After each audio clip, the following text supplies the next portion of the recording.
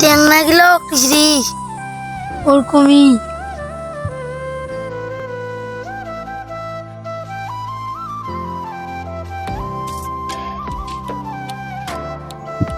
Look at this. This is the view of afternoon, and it was raining since morning. That's why the sun couldn't come outside since morning. So finally, the sun has come outside from the cloud, and still there are lots of clouds on the sky.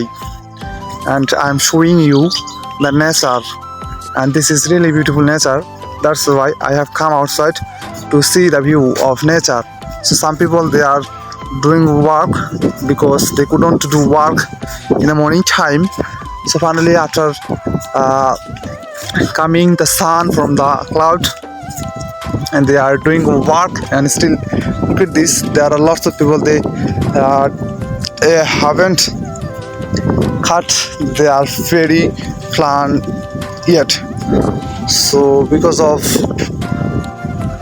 weather, so it is really dangerous for the farmer, because they are not being able to doing their work properly, because the season is getting, and when the nature and when the weather will be good, then they will be able to collect their fairy.